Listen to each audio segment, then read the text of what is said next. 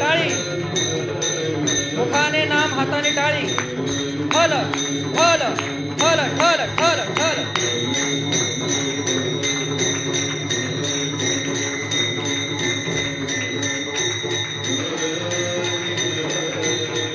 अनंत कोटी ब्रह्मांड नायक महाराजाधिराज योगिराज परब्रह्म सच्चिदानंद भक्त प्रतिपालक शेगाव निवासी समर्थ श्री गजानन महाराज की जय.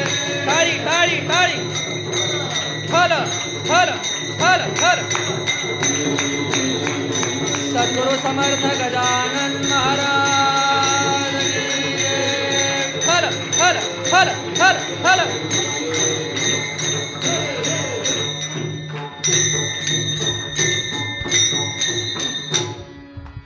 काय सांगू आता संतांचे उपकार, मज निरंतर जागविती. काय सांगू आता संतांचे उपकार, मज निरंतर जागविती. काय द्यावे त्यांचे भावे उतराई, ठेविता हा पायी जीव थोडा. सहज बोलणे हितोपदेश, सहज बोलणे हितोपदेश, करोनी सायास शिकविती. काय द्यावे त्यांसी भावे उतराई, ठेविता हा पायी जीव थोडा. तुका म्हणे वत्स, तुका म्हणे वत्स धेनुवेचे चित्ती. तैसे येते मज सांभाळित, काय द्यावे त्यांचे भावे उतराई, ठेविता हा पायी जीव थोडा. पांडुरंगा करो प्रथम, पांडुरंग करो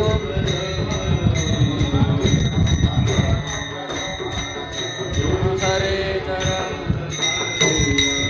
हरे चरण साधु हरे चरण.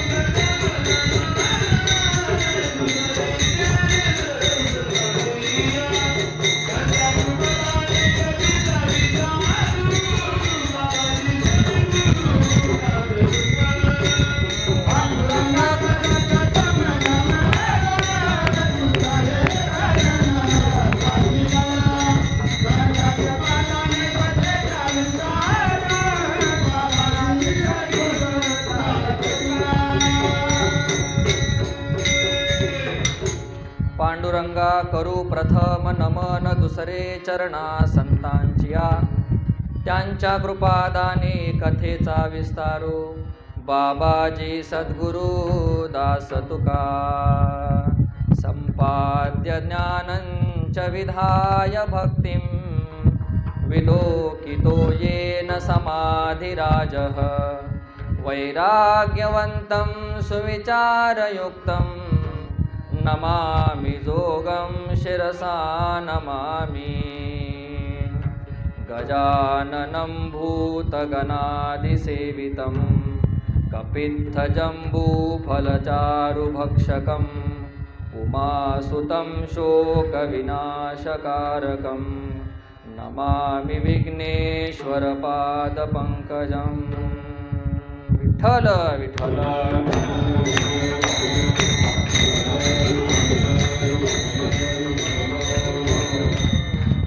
काय सांगू आता संतांचे उपकार, मज निरंतर जागविती. काय द्यावे त्यांसी व्हावे उतराई, ठेविता हा पायी जीव थोडा. सेवेकरता निवडलेला अभंग श्रीमंत जगद्गुरु तुकोबाराय यांचा 4 चरणांचा संतपर प्रकरणातील संतांविषयी कृतज्ञता व्यक्त करून त्यांचं कार्य सांगणारा अभंग आहे. प्रस्तुत अभंगामध्ये संत तुकाराम महाराज संतांविषयी कृतज्ञता व्यक्त करतात. त्यांनी आपल्यावरती केलेले परोपकार, त्या परोपकाराची जाणीव व्यक्त करतात, त्याला ग्रॅटिट्यूड म्हणतात. ती ग्रॅटिट्यूड एक्सप्रेस करत आहेत तुकाराम महाराज या अभंगामध्ये. आणि त्याचबरोबर संतांना आपण ग्रॅटिट्यूड, त्यांच्याविषयी आपण कृतज्ञ का असावं याचं कारणही त्या अभंगामध्ये सांगतात. काय सांगू आता या अभंगावरती विस्तृत चिंतन आपण करणार आहोत. आणि शेवटी समर्थ श्री गजानन महाराज यांचं चरित्र हेही आपण थोडक्यात पाहणार आहोत दिलेल्या वेळेमध्ये. अभंगावर सुरुवात करण्यापूर्वी अल्पसा पर्याय देणं अत्यंत अगत्याचं आहे. गजानन महाराजांच्या कृपेमुळे आणि त्यांच्या भक्त मंडळींच्या प्रेरणेमुळे मी आज या ठिकाणी उभा आहे. या ठिकाणी मला सांगायला आवडेल, वारकरी शिक्षण संस्थेचे संस्थापक सद्गुरू जोग महाराज, आळंदीमध्ये संस्था आहे, 100 वर्ष पूर्ण होऊन गेलेले आहेत असे जोग महाराज, त्यांचाही उत्सव आताच 2 दिवसापूर्वी झाला. आणि त्यानंतर दरवर्षी थोड्याच दिवसानंतर महाराजांचा प्रकट दिन येत असतो. तर माझ्याबद्दल थोडक्यात अल्पसा परिचय द्यायचा म्हणजे असा, मी जोग महाराजांच्या संस्थेमध्ये शिकलो. म्हणजे गजानन महाराज आणि जोग महाराज यांचं अत्यंत प्रेम होतं. आज मला असं मनामध्ये वाटतंय की जणू गजानन महाराजांना भेटण्यासाठी जोग महाराजांचा अनुयायीच या ठिकाणी आलेला आहे. दुसरी महत्त्वाची गंमत अशी की मी मूळचा शेगावचा. आता शेगाव येथून कुठे किती लांब बघा. मी मूळचा शेगावचा, कोण जाणे काय झालं. आणि मी या ठिकाणी बोईसर शब्द हा मी माझ्या आयुष्यात ऐकला नव्हता. बोईसर शब्द हा मी कधी ऐकला नव्हता. आणि मला कधी वाटलं नव्हतं की मी ज्या ठिकाणी राहायला जाईल त्या ठिकाणी गजानन महाराजांचं मंदिर असेल. ज्या दिवशी मी गजानन महाराजांचं मंदिर पाहिलं त्यावेळी जीवात जीव आला. तुम्ही आत्ता जरी आमच्या घरी आले तर फक्त एक बेड आहे आणि 2च ताट आहेत, 4च वाटे आहेत आणि 3च ग्लास आहेत.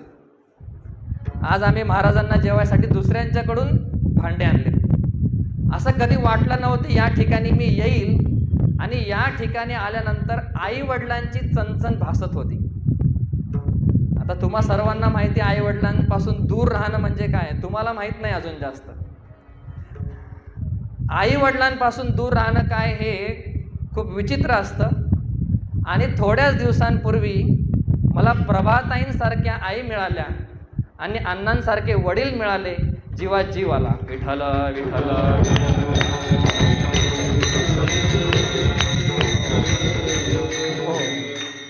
आई, वडील आणि संत हे कायम आपल्या जीवनामध्ये असावे. मला आईच्या रूपामध्ये प्रभाताईही भेटल्या, सरोज मावशी ताईही आहेत, अण्णा आहेत, अजून या ठिकाणी बरेच मंडळी आहेत, पण त्यांचा माझा परिचय नाही. म्हणून आज या ठिकाणी जोग महाराजांचा प्रतिनिधी म्हणून महाराजांच्या चरणी वाक्पुष्प समर्पण करण्यासाठी मी उभा आहे. त्याचबरोबर शेगाव गावचाही काहीतरी संबंध असेल म्हणून शेगाववरून महाराज या ठिकाणी सांगण्यापुरते का होईना आलेले आहेत. अशा प्रकारचा हा सुगम एक संगम आहे, त्याला कॉन्फ्लुएन्स म्हणतात, ज्या ठिकाणी 3 नद्या मिळतात. असा भक्त, भगवंत आणि संत यांचा आज या ठिकाणी संगम झालेला आहे. आणि दुसरी महत्त्वाची गोष्ट म्हणजे गजानन महाराजांचा प्रगट दिन जवळ येत आहे. आपल्या सर्वांना माहिती आहे गजानन महाराजांना आपल्या महाराष्ट्रामध्ये अनेक संत झाले, अनेक संत झाले, पण गजानन महाराजांसारखे संत अजून झाले नाहीत, पुढे होतील, नाही होणार आपण असं म्हणू शकत नाही. आणि या ठिकाणी आल्यानंतर मला एकच वाटतं, कधी कधी काय असतं, अंगठीमध्ये खडा असतो, तो खडा असतो अंगठीमध्ये, पण अंगठीमधला खडा हा चांगला असतो, एकदम पाचूचा खडा किंवा जो चांगला डायमंड ज्याला म्हणू आपण. आणि ती अंगठी जी असते ती कधी कधी चांदीची असते. समजा एखाद्याची परिस्थिती नसेल तर तो काय करतो, चांदीची अंगठी घेतो, पण मनामध्ये असतं की एक दिवस हा खडा सोन्याच्या अंगठीमध्ये मी घालणार आहे. तर मला या ठिकाणी आल्यानंतर पाहायला मिळतं दासगणू महाराजांनी ग्रंथाच्या सुरुवातीलाच गजानन महाराजांना हिरा म्हटलेला आहे, हिरा. आणि काही ठिकाणी असं पाहायला मिळतं की गजानन महाराजांचं वास्तव्य तेज त्या मूर्तीमध्ये आहे, तो खडा हिरा आहे, पण त्याला ठेवण्यासाठी जी अंगठी असते ती कधी कधी चांदीची पाहायला मिळते, कधी कधी तांब्याची पाहायला मिळते. पण अण्णांकडे बघितल्यानंतर असं वाटतं की हा हिरा सोन्याच्याच अंगठीमध्ये ठेवला गेलाय. विठ्ठल विठ्ठल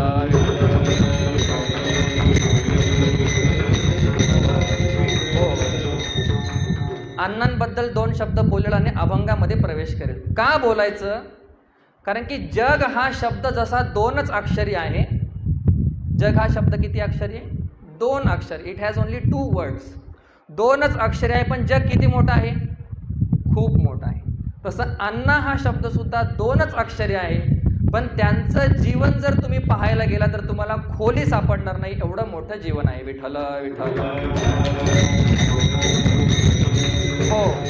महाराज तुम्ही वाजवी स्तुती करताय, माझ्याकडे प्रमाण आहे. अण्णांनी नुकताच एक ग्रंथ लिहिलेला आहे आणि त्या ग्रंथामध्ये बौद्ध दर्शन आणि गीतेतील तत्वज्ञान या दोघांचा सुरेख, सम्यक, सुमधुर समतोल त्यांनी साधलेला आहे.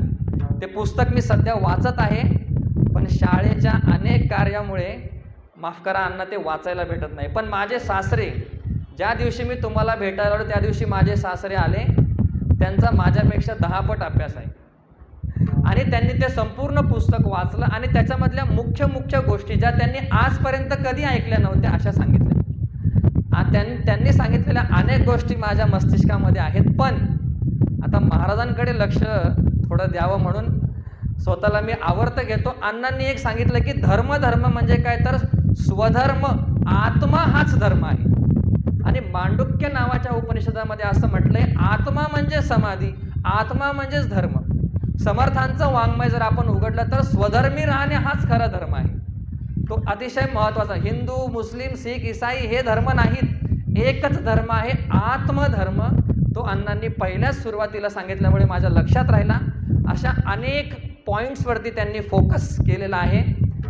आणि सासरे असं म्हणाले की हे पुस्तक थोडंसं ज्याला चिंतन कळतं त्याच्यासाठीच आहे. म्हणजे हिऱ्याची पारख ज्याला कळते तोच त्याची किंमत ठरवू शकतो. असे ते अमोलिक हिरे त्यांनी ग्रथलेले आहेत. म्हणून म्हटलं की अण्णा हे जग जसा शब्द छोटा आहे पण जग खूप मोठं आहे, तसं अण्णा हे नाव छोटं आहे पण व्यक्तिमत्व जर आपण बघितलं तर चिन्मय विद्यालय बघा, या ठिकाणची सोसायटी बघा आणि त्या ठिकाणी असलेली वाढ. मला जेवढं माहिती आहे तेवढं मी सांगतो. 1 तासाच्या परिचयामध्ये मला प्रभा आईंकडून तेवढं कळालं. पण आपण जर खोली घ्यायला गेलो तर ती खोली आपल्याला सापडणार नाही. जसं एखादी नथ जर विहिरीमध्ये पडली आणि ती नथ विहिरीत शोधण्यासाठी जर तो पट्टीतला पोहणारा व्यक्ती गेला, खाली गेल्यानंतर त्याला नथ सापडते पण तो बोलू शकत नाही की मला नथ सापडली. तसं एखाद्याला अण्णांची खोली सापडू शकते पण तो बोलू शकत नाही की ही त्यांची खोली आहे. विठ्ठल विठ्ठल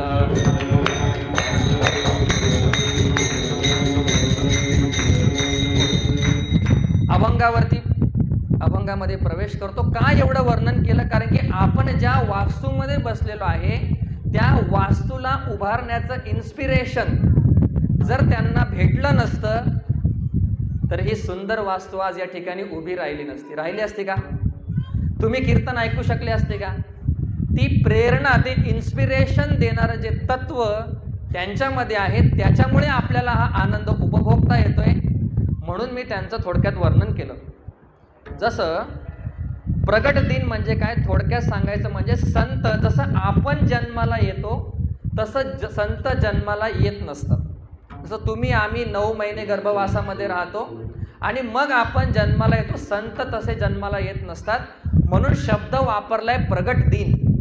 आपण काय म्हणतो, शिव जयंती वेगळा शब्द आहे. प्रगट दिन ज्याला मॅनिफेस्टेशन डे म्हणतात.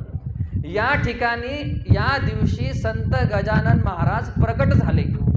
याविषयी अनेक तत्ववेत्यांचे म्हणणे आहे की महाराज कुठून आले, कोण होते. पण दासगणूंनी सांगितलेलं सांगतो. दासगणू असं म्हणतात, संत श्रेष्ठ दासगणू असं म्हणतात, एखादा हिरा जेव्हा तुम्ही पाहता, त्या हिरा तुमच्या हातात पडल्यानंतर तुम्ही त्या हिऱ्यामध्ये पूर्ण गडून जाता. तो हिरा कुठल्या खाणीतून आला याचा विचार करत नाही. तसं संत गजानन महाराज कुठून आले, काय आले ह्याचा विचार न करता त्यांच्या चरित्राकडे जर आपण पाहिलं तर नक्कीच आपण त्यांच्याशी एक होऊन जाऊ, एक संध होऊन जाऊ, असं त्यांचं चरित्र आहे. आपण जर ग्रंथ वाचला तर ग्रंथामध्ये अतिशय चांगलं सुंदर सुटसुटीत वर्णन त्यांनी केलेलं आहे. असा हा प्रकट दिन. प्रकट दिन म्हणजे काय, मॅनिफेस्टेशन डे. म्हणजे त्या दिवशी काय झालं, निराकार जे तत्व होतं, चैतन्य जे तत्व होतं, ते चैतन्य प्रकट झालं. प्रकट झालं याचा अर्थ काय, ते चैतन्य डोळ्याला दिसू लागलं. बघा कळतंय का थोडंसं.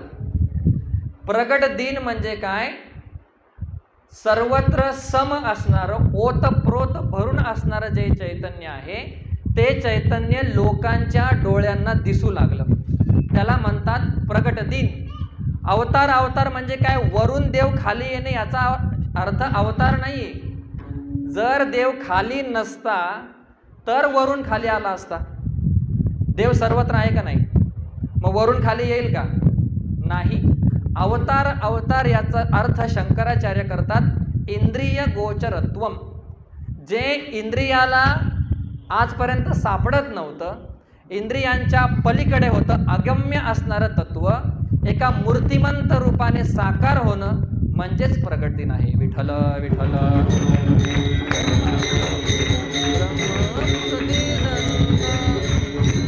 हो,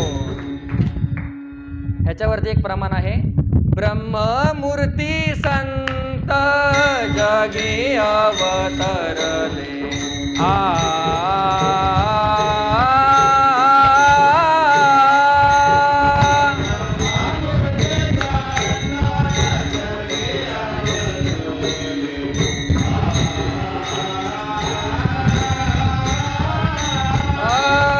ब्रह्ममूर्ती संत जगी अवतरले.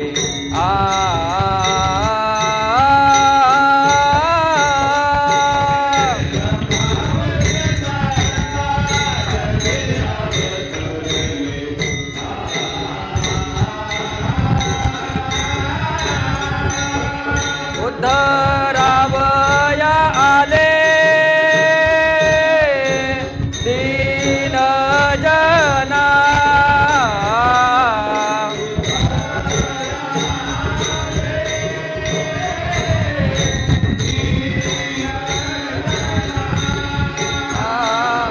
उद्धरावया आले दीन जना.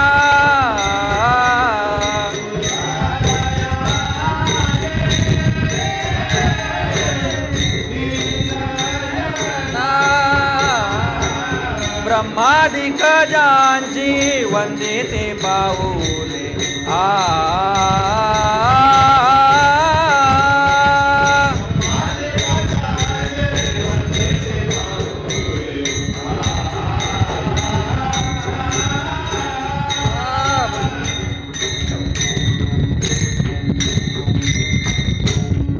संत एकनाथ नामदेव महाराज वर्णन करतात,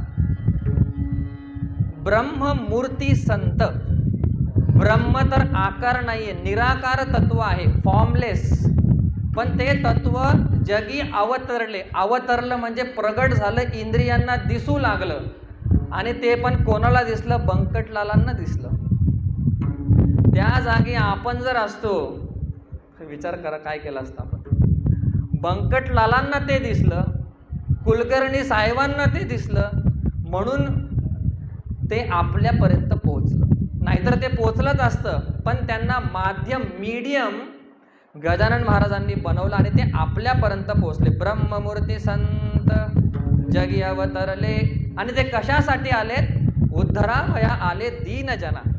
आरतीमध्ये पण आपण म्हणतो जडमुड ताराया. अशा प्रकारे संत आले. आता आपण अभंगावरती चिंतन करूया. प्रगट दिन म्हणजे काय सांगितलं? इंद्रिय गोचर होणं. अभंगावर सुरुवात करताना जगद्गुरु तुकाराम महाराज या अभंगामध्ये कृतज्ञता व्यक्त करतात. बघा, 2 शब्द आहेत. एक आहे कृतज्ञ, ऐका ऐका, एक आहे कृतज्ञ आणि एक आहे कृतज्ञ. 2 आहेत, फार मोठं अंतर आहे. कृतम जानाति इति कृतज्ञ, केलेले उपकार जो जाणतो त्याला कृतज्ञ म्हणतात. कृतम हंती याला कृतज्ञ म्हणतात. केलेले उपकार जो विसरतो त्याला कृतज्ञ म्हणतात. आपण कुठल्या कॅटेगरीमध्ये बसतो आपण आपल्याला पाहायचं आहे. तुकाराम महाराज या अभंगामध्ये कृतज्ञता व्यक्त करतात. महाराज कृतज्ञ म्हणजे काय सांगाल का? कृतज्ञ म्हणजे एक उंदीर होता, उंदीर, आणि तो उंदीर एका साधूच्या आश्रमात गेला. का? त्याच्या पाठीमागे कोण लागली असेल? मांजर. मांजर लागली म्हणून साधूंकडे गेला. म्हटला, माझ्या पाठीमागे मांजर लागली, काळ माझ्या पाठीमागे लागलाय, माझ्यावरती कृपा करा. साधूंनी कृपा केली, त्याला मांजर बनवलं. जसं त्याला मांजर बनवलं, बाहेर निघाला, IT मध्ये चालायला लागला. कुत्रा त्याच्या मागे लागला. महाराज महाराज महाराज, कुत्रा माझ्या मागे लागला. महाराज म्हटले, श्वानः भव, कुत्रा हो. बाहेर निघाला, जंगलात गेला, वाघ मागे लागला. महाराज आता काय करायचं? महाराज वाघ मागे लागला, वाघ महाराजांनी बनवलं. आणि आता कशाचं भय, कशाची भीती राहिली नाही. जंगलात जायला निघाला आणि जात असताना मनामध्ये विचार आला की महाराजांनी मला वाघ तर बनवलंय, त्यांच्या हातामध्ये तर कला आहे, जर त्यांच्या मनात आलं तर पहिला परत मला काय करतील? उंदीर बनवतील. एक काम करूया, आपण महाराजांनाच संपवून टाकूया. परत निघाला. महाराजांच्या समोर आल्या आल्या महाराजांना कळलं त्याच्या मनामध्ये काय आहे. महाराजांनी परत त्याला उंदीर बनवलं. ह्याला म्हणतात कृतज्ञता. ज्याने त्यांच्यावरती उपकार केला त्याच्यावरतीच अपकार करण्याची भावना म्हणजे कृतज्ञता आहे. अजून एक उदाहरण सांगायचं म्हणजे भस्मासुराचं. भस्मासूर हा शंकरांचा सेवक होता आणि शंकरांना रोज ताज भस्म अंगाला लावायला लागतं. त्याच्या मागे अनेक सायंटिफिक रिझन आहेत. आपलं ते आद्य कर्तव्य आहे की आपण त्याचा अभ्यास करावा. It is our duty to see scientific reason behind all activity in Hinduism. आपल्या धर्मामध्ये असणाऱ्या अनेक आपण का ओवाळतो, दीप का लावतो, प्रत्येकाच्या पाठीमागे सायंटिफिक रिझन्स आहेत. त्याचा आपण शोध घेतला पाहिजे. रोज भस्म अंगाला लावायचं. ऐका, बोलू नका, आपल्याकडे मोजून अर्धा तास आहे. रोज भस्म अंगाला लावायचं. तर रोज मडी कुठनं आणायची? आता रोज मेलेली माणसं भेटतील का हो? मग काय करायचं? रोज त्याला ताज भस्म आणायचं म्हणजे किती अवघड आहे. मग एक दिवशी शंकर परमात्मा त्याला बोलतात की मी तुला असा वर देतो, ज्याच्या डोक्यावरती तू हात ठेवशील त्याचं भस्म होऊन जाईल, तुला जास्त पळायची गरज नाही. ठरल्याप्रमाणे भस्म प्रत्येकाच्या डोक्यावर हात ठेवायचा, भस्म घेऊन यायचं. महाराज हे घ्या भस्म. झालं. एक दिवशी फिरत असताना नारदजी त्यांना भेटले. नारद असं कॅरेक्टर आहे की जे ऐकल्यानंतर प्रत्येकाच्या चेहऱ्यावरती स्माईल येते. नारदजी भेटले आणि त्यांनी नारदांच्या डोक्यावरती हात ठेवायला जाणार, तेवढ्यात नारदांना कळलं की हा तर माझ्यावरतीच डाव साधत आहे. नारदांनी त्याला म्हटले, तू माझं भस्म कर, पण मी तुला 2 गोष्टी सांगतो, तेवढ्या तू ऐक. तो म्हटलं, सांगा. अरे म्हटला, हे असं रोज लोकांना मारायचं काय चांगलं काम आहे का? तू किती पाप गोळा करत असेल, तुला ह्याचा काय अंदाज आहे का? आणि किती दिवस तू असं करणार आहेस? समजा एखादी भांडे घासणारी बाई असेल, तिला जर आपण म्हटलं किती दिवस भांडे, ती लगेच म्हणते हो मला काहीतरी सांगा. भस्मासूर म्हटलं, चालेल, मला काहीतरी तुम्ही असं सांगा जेणेकरून हे झंझट माझ्या पाठीमागची निघून जाईल. नारद म्हटले, एक सुंदर उपाय आहे. शंकराच्या डोक्यावरती जाऊन हात ठेव, म्हणजे तुला भस्म आणायची गरज नाही. एक फायदा. तुझं वाईट काम थांबून जाईल. दुसरा फायदा अख्खं हिमालय तुला भेटेल आणि पार्वतीसारखी पत्नी तुला भेटेल. आता एवढं ऐकल्यानंतर आपल्याला पण वाटतं कधी कधी, तर त्याला का नाही वाटणार ना. तो गेला शंकर प्रभूंकडे आणि शंकर परमात्म्यांच्या हातावरती डोक्यावरती हात ठेवणार. त्यांना कळालं की हे तर आपल्यावरतीच उलटलं. ते पळाले पळाले पळाले आणि धावत असताना अदृश्य झाले आणि एक मोहिनी अवतार घेतला. मोहिनी अवतार ज्याच्यामध्ये त्यांनी कॅप्टिवेट केलं आणि भस्मासूर उभा राहिला. आता मग मोहिनी बघितल्यानंतर कोण आजकाल मोहत नाही. तुकाराम महाराज सांगतात की आपण जर बोईसरच्या बाजारामध्ये गेलो, तिथं जे कपडे घालून ठेवलेले असतात ना पुतळे, स्टॅच्यूज, ते बघून सुद्धा माणसाला मोह निर्माण होतो. तर मोहिनी भगवंताने घेतलेला अवतार बघितल्यानंतर काय होईल. तो पाणी पाणी झाला आणि तो म्हटला की कोण आहात तुम्ही. समोरून उत्तर आलं, मी मोहिनी आहे. सहज पार्वती, आता पार्वतीचा विसर पडला त्याला. मोहिनी समोर असल्यानंतर पार्वतीची काय आठवण येईल. माझ्याशी लग्न कराल का. म्हटली मी तुमच्याशी लग्न करेन, पण आमची एक अट आहे की मी जसं नाचेन तसं तुम्ही नाचलं पाहिजे. मी जसं नाचेन तसं तुम्ही नाचलं पाहिजे. मोहिनीने डान्स करायला, आता मी काय दाखवू शकत नाही तो, मोहिनीने डान्स करायला सुरुवात केली आणि डान्स करता करता मोहिनीने स्वतःच्याच डोक्यावरती हात ठेवला आणि नाचायला लागली. आता पुष्पाचं गाणं सगळ्यांना माहिती ते असं डान्स करायला लागले आणि भस्मासुरानेही त्याच्या डोक्यावरती हात ठेवला आणि काय झालं असेल, जागीच भस्म झाला. ज्ञानेश्वर महाराज इथे लिहितात, जेथीची कृपा लाहिजे वरू तेथेची मने व्यभिचारू. जिथून कृपा प्राप्त झाली त्याच्याविषयीच मनामध्ये व्यभिचार आला, याला म्हणतात कृतज्ञ. म्हणून माणसांनी कृतज्ञ असावं. We should always express gratitude. आणि कृतज्ञ म्हणजे काय. शुकाचार्यांनी फक्त एक यज्ञामध्ये एक शीत खाल्लं आणि 3 पिढ्यांपर्यंत पांडवांची सेवा केली. परीक्षित राजाला भागवत सांगून मुक्त केलं, ह्याला म्हणतात कृतज्ञता. आपणही महाराजांच्या प्रती, आई वडिलांच्या प्रती, ज्यांनी आपल्याला मार्गाला लावलं, ज्यांनी आपल्याला मोठं केलं, त्यांच्याविषयी आपण कृतज्ञ असावं. भागवतामध्ये एक कथा आहे पण सांगून वेळ घेत नाही. कृतज्ञ माणसाच्या शरीराला, प्रेताला गिधाड सुद्धा तोंड लावत नाही. एक सुंदर कथा भागवतामध्ये आली पण आता सांगून आपला वेळ घेत नाही. माणसाने कृतज्ञ असावं, कृतज्ञ नसावं. विठ्ठल विठ्ठल. हो, कृतज्ञता व्यक्त करून, महाराज कृतज्ञता व्यक्त करून उपकार संतांनी केलेले सांगतात. उपकार या शब्दाचा अर्थ काय तो आपण समजून घेऊया. उपकाराचे काही प्रकार आहेत का ते समजून घेऊया. उपकार केल्यानंतर काय फायदे होतात ते समजून घेऊया. पूर्ण तुम्हाला आनंद घ्यायचा असेल तर 3 तास तरी पाहिजेत. पण आजकाल आधी व्याधी आणि आपलं जे लाईफस्टाईल आहे त्याच्यामुळं आपली जी एनर्जी आहे आणि बसायची जी ताकद आहे ती पण आता हळूहळू ढासळत चालली. विठ्ठल विठ्ठल. हो, उपकार म्हणजे काय. उपशब्दाचा अर्थ आहे जवळ. उपशब्दाचा अर्थ जवळ आणि कार म्हणजे करणे. ह्याला योगिक अर्थ म्हणतात, ॲटिमॉलॉजी म्हणतात इंग्लिशमध्ये. योगिक अर्थ उपकार म्हणजे जवळ करणे.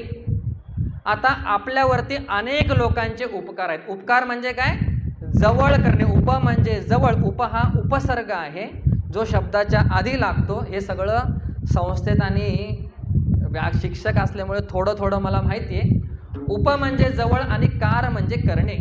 जवळ करण्याला उपकार म्हणतात. आता आपल्यावरती अनेक लोकांनी उपकार केले, आपल्याला अनेक लोकांनी जवळ केले, पण एक आहे खरा उपकार आणि एक आहे खोटा उपकार. एक आहे खरा उपकार, एक आहे खोटा उपकार. खरा उपकार म्हणजे काय. उपकार म्हणजे जवळ करणे, विसरू नका. खरा उपकार आणि खोटा, आधी खोटा उपकार म्हणजे सांगतो काय. जवळ करणे, आपल्याला आपल्या आई वडिलांनी घराच्या जवळ केलं. बाबा घर घे पहिला, मंदिरात नंतर जा, ग्रंथ नंतर वाच, आधी अभ्यास कर, अभ्यासाच्या जवळ केलं. उपकारच केला त्यांनी आपल्यावरती, आपल्याला चांगल्या शाळेत घातलं, मोठं झालो. नोकरीच्या जवळ केलं, पैशाच्या जवळ केलं, पैशाच्या उपकारच त्यांनी आपल्यावरती केला. पुढे शेतीच्या जवळ केलं, बायकोच्या जवळ केलं. असं त्यांनीही आपल्यावरती उपकार केला, पण खोटा उपकार केला. संत हा आपल्यावरती खरा उपकार करतात. संत हे आपल्याला देवाच्या जवळ करतात. विठ्ठल विठ्ठल.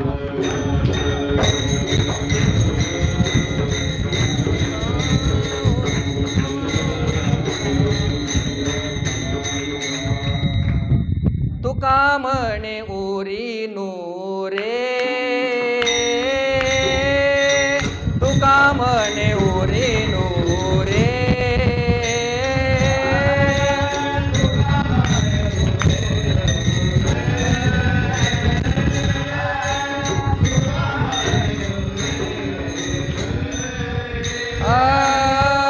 तुका म्हणे उरी नुरे,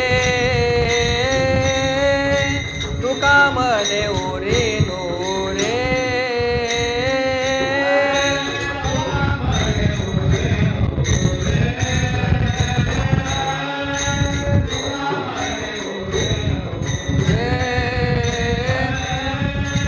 त्याचे खरे उपकार,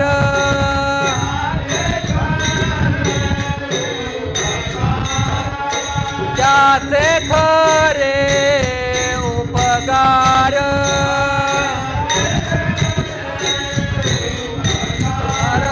तुका म्हणे उरे नुरे,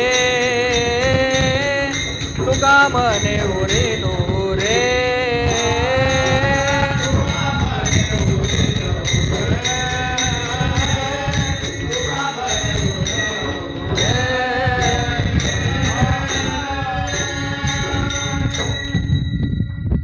म्हणे उरी नुरे, त्याचे खरे उपकार.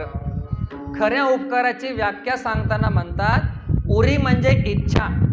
ज्या ठिकाणी गेल्यानंतर उरी नुरे, इच्छा राहत नाही, त्याला खरं उपकार म्हणतात. आणि देव भेटल्याशिवाय, लिहून ठेवा, देव भेटल्याशिवाय इच्छा संपणार नाहीत.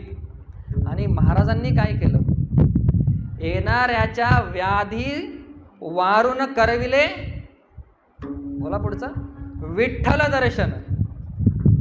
व्याधी वारून केले कैका संपन्न, करविले भक्ता लागी विठ्ठल दर्शन. महाराजांनी कोणाला शेतीच्या जवळ नाही नेलं, महाराजांनी कोणाला पत्नीच्या जवळ नाही नेलं. असे उदाहरणं तुम्हाला पाहायला भेटतील. अनेक भक्त मंडळी म्हटले आता आम्हाला घरदार नको, का तर ते देवाच्या जवळ गेले. म्हणून तुकाराम महाराज म्हणतात तुका म्हणे उरी नुरे, त्याचे खरे उपकार. ज्या ठिकाणी इच्छा राहत नाही त्याला खरे उपकार म्हणतात. आणि संतांनी आपल्याला काय केलं, देवाच्या जवळ केलं.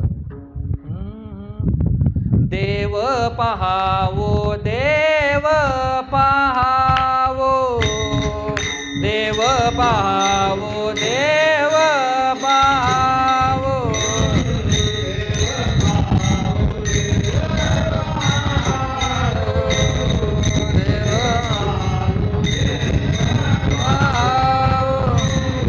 देव पहावो, देव पहावो, देव पहावो, देव पहावो.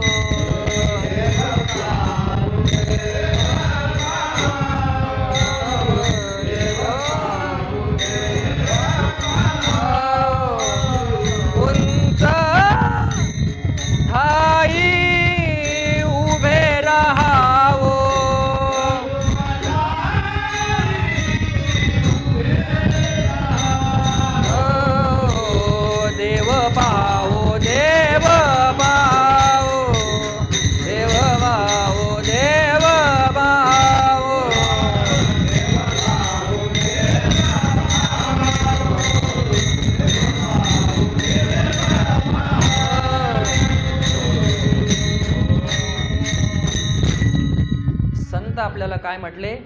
देव पहावो, देव पहावो.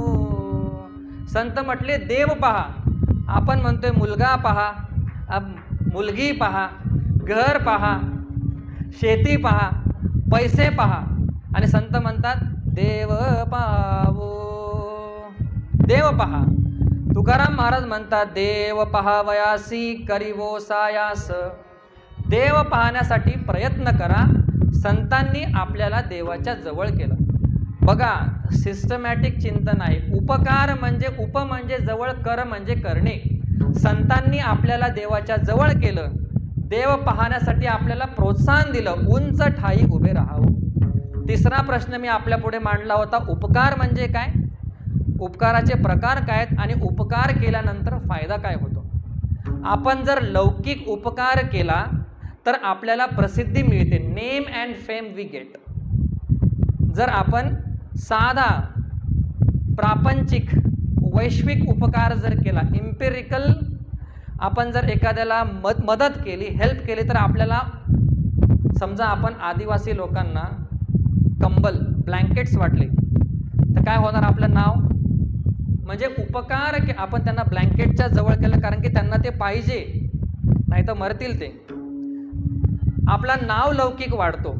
म्हणून तुकाराम महाराज म्हणतात, तुका म्हणे फार थोडा तरी उपकार,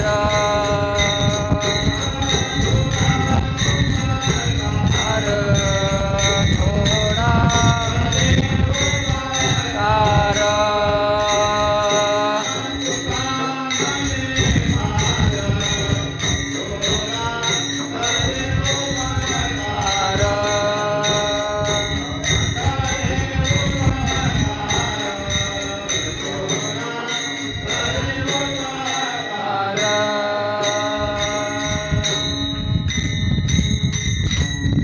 तुकाराम महाराज काय म्हटले, जास्त नका उपकार करू, थोडा तरी. तुका म्हणे फार थोडा तरी परोपकार. थोडा तरी का म्हटले, जो अजिबातच करत नाही त्याला म्हटलं थोडा तरी परोपकार कर. जो 1 रुपया पण दान देत नाही त्याला म्हणतात श्रमदान तरी दे. थोडा तरी करे परोपकार, थोडा तरी परोपकार कर. संतांनी आपल्याला प्रेरित केलं. जर आपण एम्पेरिकल वर्ल्डमधील जर परोपकार केला तर आपल्याला नेम अँड फेम, प्रसिद्धी भेटते. आणि जर आपण आध्यात्मिक परोपकार केला तर काय भेटतं. जगद्गुरु तुकाराम महाराज एका अभंगामध्ये सांगतात, घडे जा उपकार, घडे जा उपकार,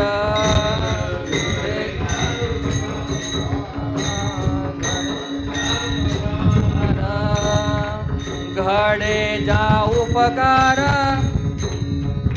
सेवा घडे जा उपकार, घडे जा उपकार, घडे जा उपकार भूतांची दया, घडे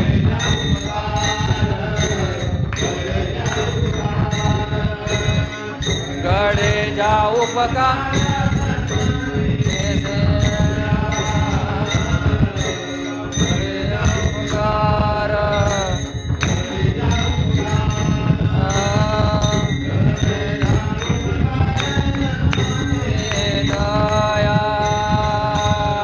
घडेजा उपकार भूतांची दया, आत्मस्थिती दया जाणीतली.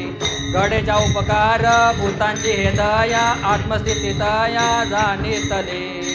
आत्मस्थिती दया जाणीतली, आत्मस्थिती दया जाणीतली. घडेजा उपकार, घडेजा उपकार, घडे जा उपकार भूतांची दया, घडे जा उपकार, घडे जा उपकार, घडे जा उपकार भूतांची दया. भूतांची दया आत्मस्थितीतया जाणीतली घडे जा उपकार भूतांची दया आत्मस्थितीतया आत्मस्थितीतया जाणीतली आत्मस्थितीतया जाणीतली घडे जा उपकार भूतांची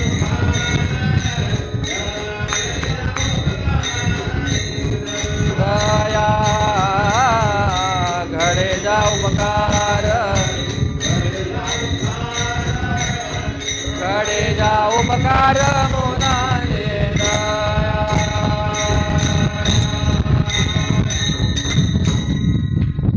लिहून ठेवण्यासारखं प्रमाण आहे.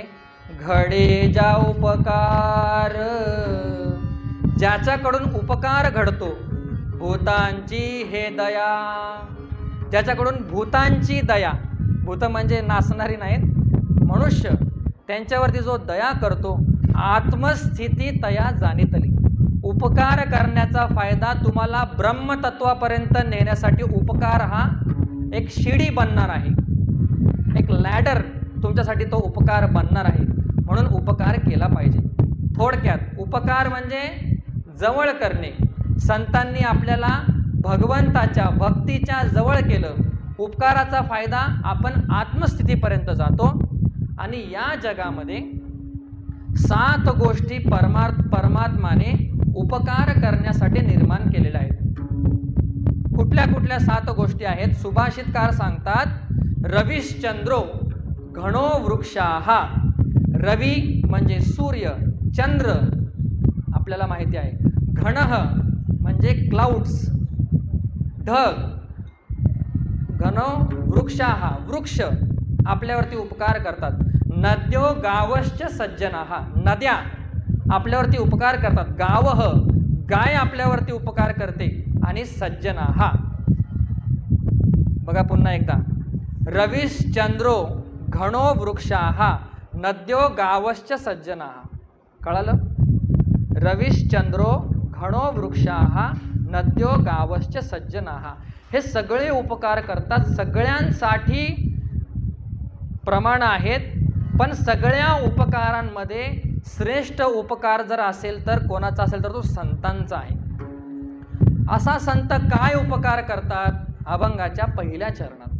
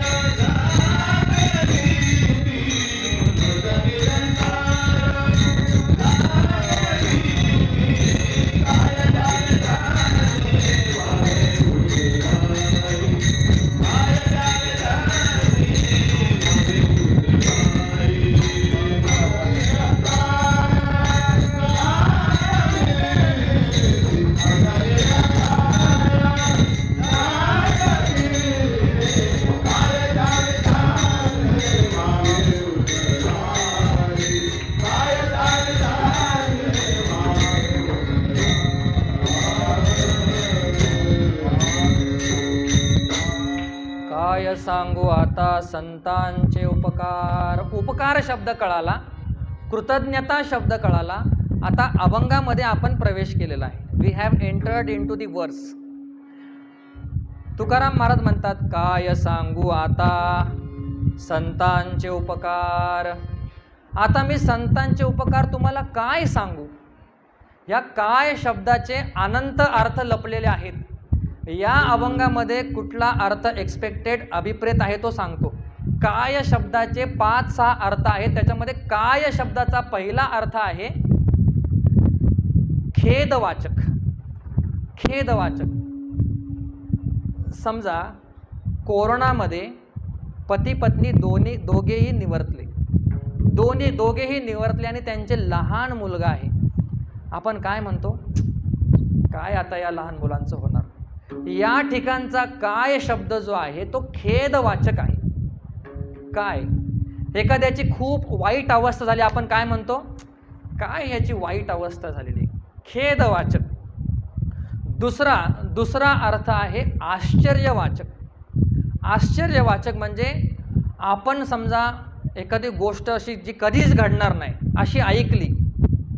असं जर आपण ऐकलं की एका लहान मुलाने भरताने सिंहाचं विदारण केलं, सिंह फाडला, संभाजी राजेंनी सिंहाला फाडला असताना आपण ऐकल्यानंतर काय म्हणतो, काय संभाजी राजेंनी सिंहाला फाडलं.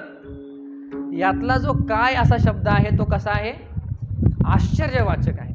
आश्चर्यवाचक. गजानन महाराजांनी आज सगळ्यांच्या स्वप्नात ते यावे, आज नाही आले तर प्रगट दिनाला नक्कीच यावे अशी आपण प्रार्थना करूया. गजानन महाराज की जय. त्याला पण खूप भाग्य लागतं, आपण मिळवू शकत असं नाही. कबीर महाराज म्हणतात, पशु का तो होत पनैया, मनुष्य का कछु नहीं होत, नर करणी करे नर का नारायण हो. मनुष्याचा नारायण होऊ शकतो तर आपल्या स्वप्नामध्ये ते का नाही येणार. अनेकांच्या स्वप्नामध्ये आले. आपला विषय चालू होता आश्चर्यवाचक. एक शब्द आहे उपेक्षावाचक. काय हा शब्द कधी कधी उपेक्षा म्हणून येतो. समजा तुम्ही एखाद्या माणसाला 5,000 दिले, समजा आपण देत नाही कोणाला, पण समजा आपण घेतो, देत नाही कोणाला, दिले आणि त्याने पैसे वापस परत तुमचे काही दिले नाही आणि तुम्ही कोणाला तरी सांगता, अहो बघा ना त्या माणसाने 5,000 रुपये घेतले माझ्याकडून, बोलला प्रगट दिनाच्या दिवशी देतो, दिले नाहीत. समोरचा तो काय माणूस आहे का, उपेक्षावाचक. तो काय माणूस आहे का. काय हा शब्द उपेक्षावाचक आला. कधी कधी काय हा शब्द आनंदवाचक येतो. आनंदवाचक. जेव्हा आपण शेगावला जातो, शेगावला गेल्यानंतर जर प्रगट दिन असेल, त्या ठिकाणची भव्य दिव्य मिरवणूक पाहतो, आपण म्हणतो काय हा सोहळा. ह्याच्या पुढे 1000 DJ सुद्धा फिकेत. जेव्हा ते टाळकरी एका तालात नाचतात. बघा, वारकरी संप्रदायासाठी आळंदी पंढरपूर फेमस आहे, पण पावल्या खेळण्यासाठी प्रदीप महाराज काय म्हणताय, शेगाव. एका जसा एक फिरणार तसेच सगळे फिरणार, किंबहुना सगळे एकसारखेच फिरणार, त्याला शेगाव म्हणतात. शेगावचं वर्णन काही करत नाही आता. आनंदवाचक. हेलिकॉप्टरमधून जेव्हा फुलं पडतात महाराजांवरती, वा वा काय ते दृश्य असतं. आपण जेव्हा समर्थांच्या गाभाऱ्यामध्ये जातो, गाभाऱ्यामध्ये गेल्यानंतर आपण ज्यावेळी ते जे वातावरण असतं, त्या वातावरणात गेल्यानंतर जेव्हा आपली दृष्टी समर्थांच्या, आता काय सांगू, त्यावेळी दृष्टी पडते, त्यावेळी मनात प्रसन्नता वाटते. मंदिराच्या जवळ जरी गेलो असं वाटतं की आपल्याला आज काहीतरी अनुभव येणार. ही त्यांची शक्ती आहे. मॅग्नेट जे असतं, मॅग्नेट हे लांबूनच खेचतं, तसं त्यांच्याकडे ती एक्स्ट्रा ऑर्डिनरी पॉवर आहे जी आपल्याला त्यांच्याकडे अट्रॅक्ट करते, त्यांच्याकडे खेचून घेते आणि आतूनच आनंदाचा झरा वाहतो.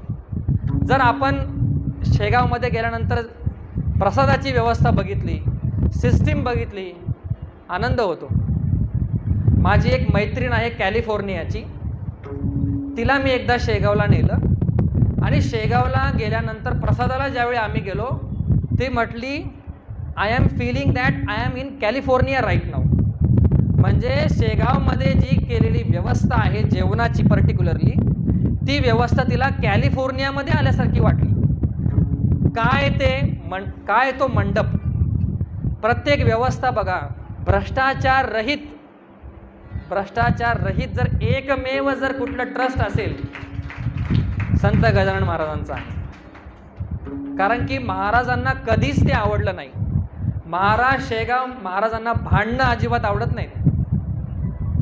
शेगावचं मंदिर कसं झालं एका मिनिटात सांगतो. पाटील आणि देशमुख दोघांचे वाद.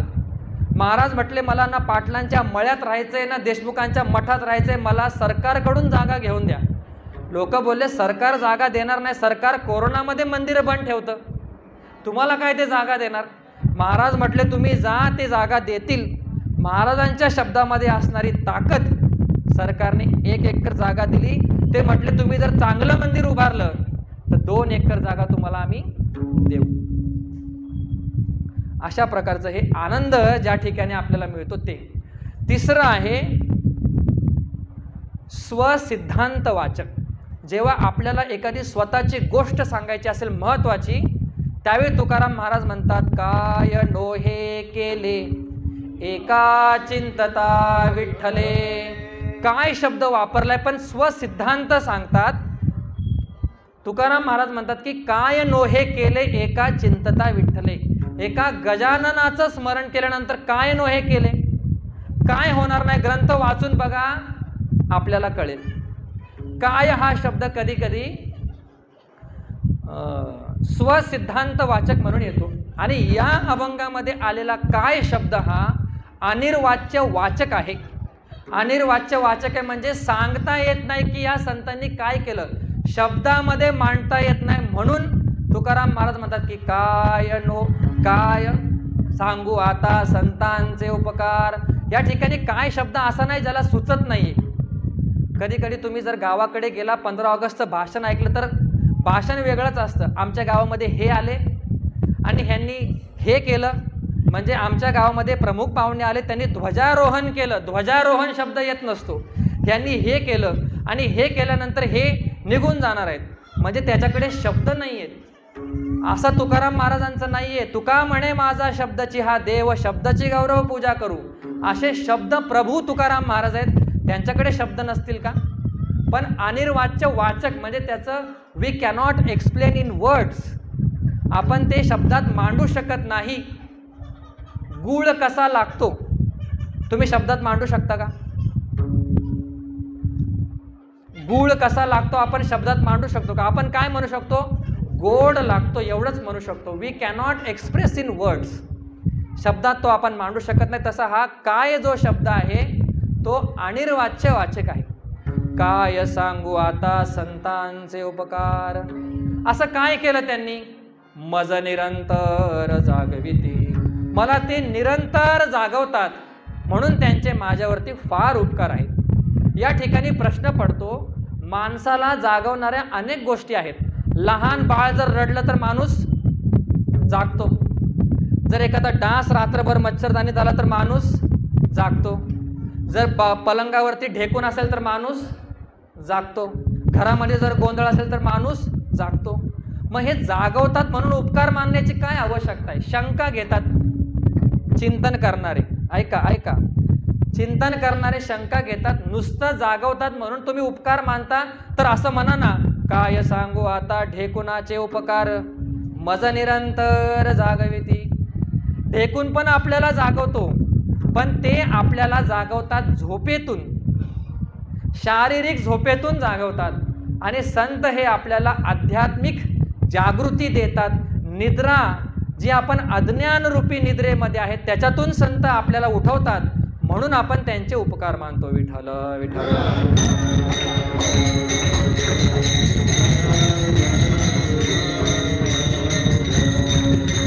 हो, संत कोणाकोणाला जागवतात. संत बद्धाला जागवतात, संत साधकाला जागवतात, संत संतांना जागवतात, संत मुमुक्षुला पण जागवतात, संत देवाला पण जागवतात. संत बद्धाला कसे जागवतात, उठा जागे भारे आता. आता वेळ नाही, नाहीतर आम्ही जागा झालो असतो. उठा जागे भारे आता, स्मरण करा पंढरीनाथा. उठा जागे व्हा. संत बद्धाला जागवतात, संत साधकाला जागवतात. उठा साधू संत साधा आपुले हित, जाईल हा नरदेह मग कैसा भगवंत. उठा साधू संत म्हणजे संतांना नाही जागवत, त्या ठिकाणी संत शब्दाचा अर्थ साधक आहे. उठा जागवतात. सकाळी 5ला उठा, ग्रंथ वाचा, ग्रंथ नाही वाचता आला फक्त दर्शन घेऊन घराच्या बाहेर पडा, पण ग्रंथाला शिरोधारी मूर्धन्य स्थानी माना. उठा साधू संत, संत संतांना जागवतात. योगी पावन मनाचा, योगी पावन मनाचा, योगी पावन मनाचा, योगी पावन साहे अपराध जनाचा, साहे अपराध जनाचा, साहे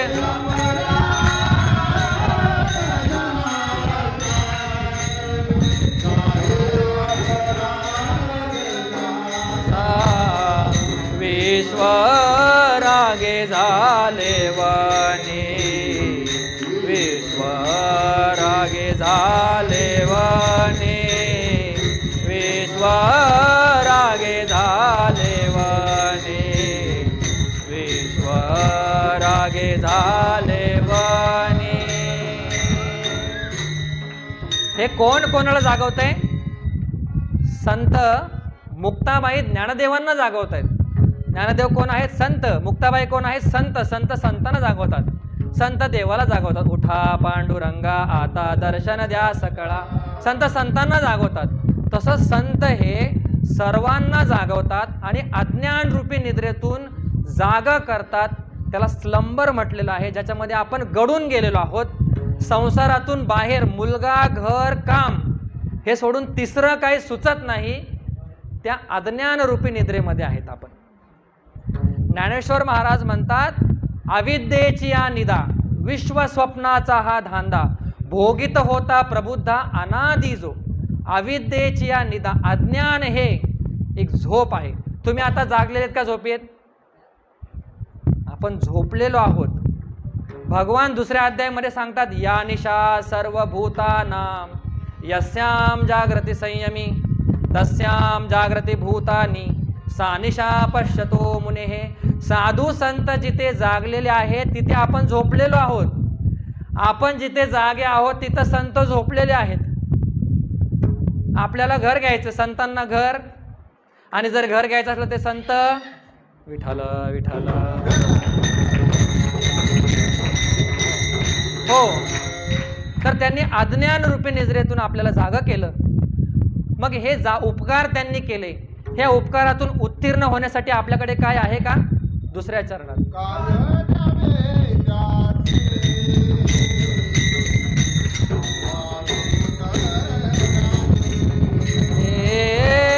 काय द्यावे त्यासे,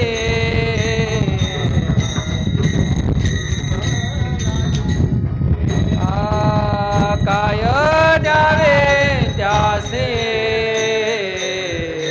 भावे उतराये.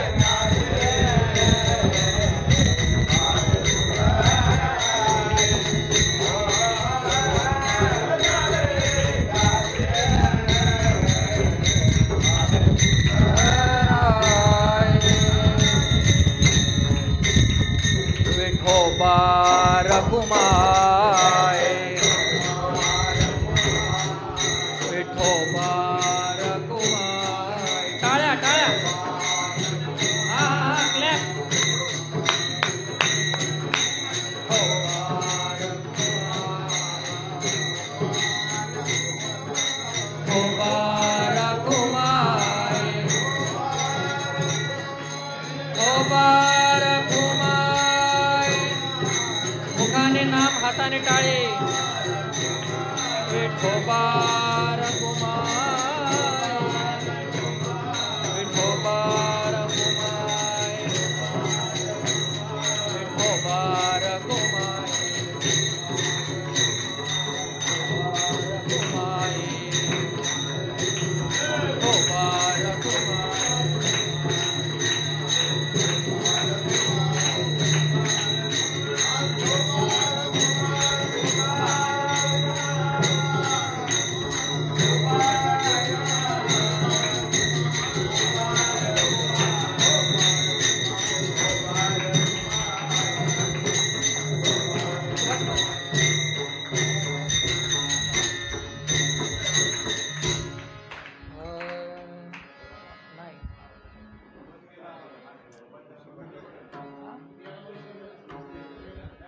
विठ्ठल विठ्ठल.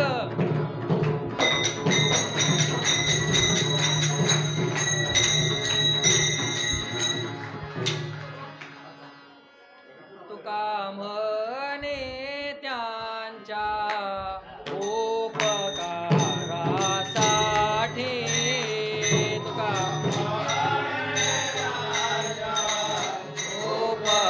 उपकारासाठी, तुका म्हणे त्यांच्या उपकारासाठी,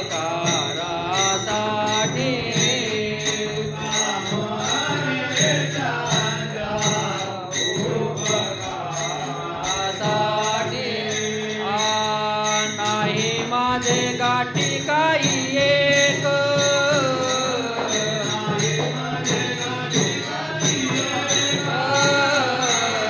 नाही माझे गाठी काही एक,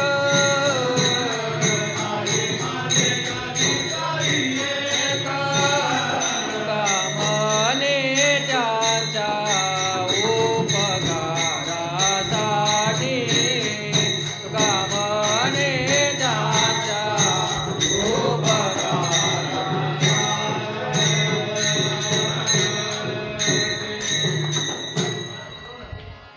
ऐका ऐका ऐका, शेवटची 5 मिनिटं ऐका ऐका, कोणी बोलू नका. बस बस ठेवून द्या ते. ऐका ऐका.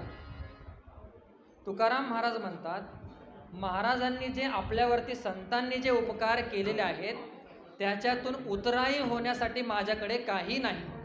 ठेविता हा पायी जीव थोडा. आपलं सगळ्यात जास्त प्रेम कोणावर आहे? मुलावर, पत्नीवर, घरावर.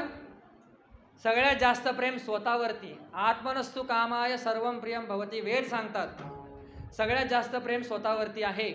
आणि स्वतः म्हणजे जीव. सगळ्यात जास्त प्रेम जीवावरती आहे. आणि हा जीव जो अत्यंत महत्त्वाचा आहे तो जरी देवाच्या पायावर ठेवला तो सुद्धा कमी आहे. म्हणून या संतांना मी काय द्यावं, झालं तेवढं चिंतन आपण केलं. एक महत्त्वाचा संदेश आपण आज घेऊन जा आणि तो जीवनामध्ये अप्लाय करा. मनभर चर्चेपेक्षा कणभर आचरण श्रेष्ठ असतं. गजानन आता मला हे सगळं सांगायचं होतं पण एक फक्त सांगतो. गजानन महाराजांनी पहिल्या अध्यायामध्ये वेदातला सिद्धांत मांडला. आपण सगळे रोज जेवण करतो आणि जेवण करत असताना मला माहिती आपण अन्नाची निंदा पण करतो. मला हे नको, मला ते नको, हे काय बनवलंय, ते काय बनवलंय, अर्धउष्ट सोडून देतो. वेद असं म्हणतात अन्न हे व्रत आहे. तद व्रतम न निंद्यम. अन्नाला कधीही नाव ठेवू नये. पहिली गोष्ट वेदातला सिद्धांत सांगितला. तद व्रतम, अन्न जे आहे ते व्रत आहे, त्याचं कधीही त्याला नाव ठेवू नका. पहिली गोष्ट जे समोर येईल ते खा. का? तुमच्या ताटामध्ये आलेलं अन्न पिकवायसाठी शेतकऱ्याला झालेले कष्ट जर तुम्ही डोळ्यापुढे आणले तर तुम्ही ते अन्न फेकणार नाही. दुसरी महत्त्वाची गोष्ट, जे अन्न बनवण्यासाठी आईला कष्ट झाले ते कष्ट जर तुम्ही पाहिले तर तुम्ही त्या अन्नाला नाव ठेवणार नाही. अन्नम न निंद्यात तद व्रतम. आणि दासगणूंनी असं म्हटलेलं आहे की अन्नम ब्रह्मेती. असा गजानन महाराजांनी शब्द काढला ज्यावेळी ते पत्रवळ्यावरती जे अन्न भाताचे शीत वेचून खात होते. आज आपण या ठिकाणी प्रण करा की कधीही आम्ही अन्न वायाला घालवणार नाही, एक, आणि कधीही अन्नाला नाव ठेवणार नाही, दोन. या दोनच गोष्टी अख्ख्या चरित्रातून घ्या. गजानन महाराजांनी भेट दिल्याशिवाय ते राहणार नाही. महाराजांच्या पुढे बोलतोय, ते समोर आहेत म्हणून मी बोलतोय. अन्नाला कधीही नाव ठेवू नका, कारण की ते व्रत आहे. अन्न कधीही वाया घालू नका. एवढं जरी आपण आयुष्यभर पाळलं, सक्सेसफुल. महाराजांच्या अनेक अनेक कथाप्रसंग आहेत. मी शेगावचा असून कधी ग्रंथ वाचला नव्हता. 8 दिवसापासून मी वाचत होतो. तर खेदाची गोष्ट ही. आणि ग्रंथ वाचल्यानंतर मला असं वाटलं की कीर्तन करण्याच्या ऐवजी 3 दिवस आपण चरित्र सांगूया. कुठे ना कुठे महाराजांना प्रार्थना केली की मला ते चरित्र सांगण्याची बुद्धी आणि संधी आपण द्यावी. आज या ठिकाणी अत्यंत चांगल्या पवित्र वातावरणामध्ये मला कीर्तन करण्याची संधी दिली. या कीर्तनाच्या पाठीमागे जर सूत्रधार कोण असतील तर ते इथे बसलेले आहेत. मृदुंग कुठून आणला? Anybody has any idea? विना कुठून आणलाय? हे दिसणारे उभे असणारे माणसं कुठून? हे माणसं नाही आहेत, कलेला आकार देतात. हे कला आणि गला ह्यांच्याकडे आहे. ही सगळी अरेंजमेंट करणारे प्रदीप महाराज आहेत. साईधामला राहतात. महाराजांनी त्यांच्यावर कृपा करावी. अण्णांनीही खूप ॲक्टिव्ह सक्रिय कार्यकर्ते ते आहेत आपल्या भागामध्ये. खूप चांगलं काम करतात. खूप म्हणजे खूप वाखाणण्याजोगं काम ते करतात. आपला आणि महाराजांचा परिचय पुढे वाढावा, कारण की आम्ही सहज फिरत आलो. देशवेश नवे माझा सहज फिरत आलो, करू सत्ता कवनावरी. आम्ही सहज मुंबईवर, शेगाववरून मुंबईवरून बोईसर. आता पुढे महाराज कुठे नेतील माहीत नाही, पण महाराज या ठिकाणी स्थानिक आहेत. जसं शेगावला होतं तसंच या ठिकाणी व्हावं अशी मी तसंच होतंय, पण अजून जोमात व्हावं. आईंनी मला सांगितलं 3,500-4 हजार लोक या ठिकाणी जेवतात. 3,500 भंडाऱ्याला. अतिशय चांगला हा उत्सव या ठिकाणी होत असतो. एक अत्यंत महत्त्वाची गोष्ट नमूद करून मी थांबतो. गण गण गणात बोते. आपण सगळे भजन करतो. 2 याचे पाठ आहेत. गणी गण गणात बोते असा पण आहे, आणि गण गण गणात बोते असा पण पाठ आहे. गण या शब्दाचा अर्थ जीवात्मा. गणी म्हणजे मोजणे. गणी म्हणजे मोजणे. You count all the time. तुम्ही त्याचं सारखं स्मरण करत राहा. मोजणे, गणी. गण म्हणजे जीवात्मा. गणात, गणात म्हणजे जीव हाच ब्रह्मस्वरूप आहे. आणि बोते या शब्दाचा अर्थ सांगत असताना दास गणू असं म्हणतात. बोते हा अपभ्रंश आहे बाये या शब्दाचा, आणि बाया या शब्दाचा अर्थ मन आहे. गणी गण गणात बोते याचा अर्थ असा, मनाने सतत चिंतन करत राहावं की मी परब्रह्म तत्व आहे, मी परब्रह्मावरून भिन्न नाही. हा गणी गण गणात बोतेचा अर्थ आहे. गणी म्हणजे मोजणे, गण म्हणजे जीवात्मा, गणात म्हणजे ब्रह्म. ब्रह्म हा जीवात्म्यापेक्षा वेगळा नाही. हा अल्टिमेट सिद्धांत गजानन महाराजांचा आहे, तो आपल्या पुढे मांडला. आता आपण एकदा शेगावला जसं भजन करतात तसं भजन करूया. सगळ्यांनी वर हात करायचे. सगळ्यांनी गणी गण गणात बोते, गणी गण गणात बोते. हाला हाला. गणी गण गणात बोते, गणी गण गणात बोते.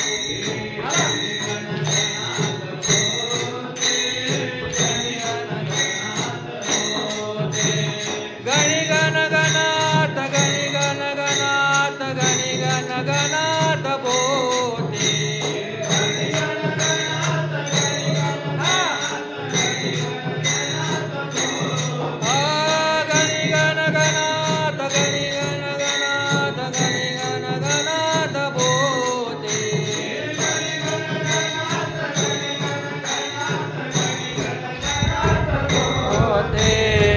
गण गणात बोते, गणी गण गणात बोते.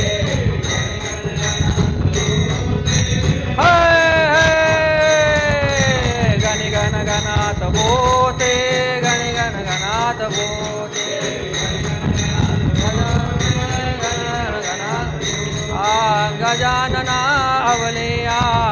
अवतरला जडताराया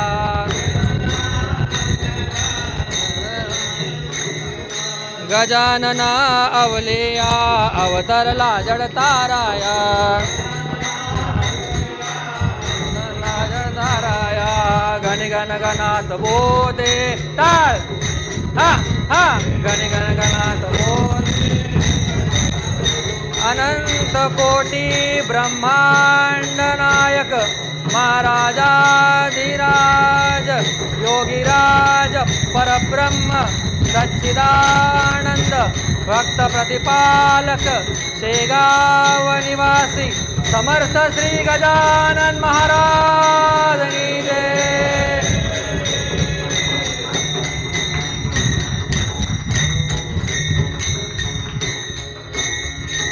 ज्ञानेश्वर माऊली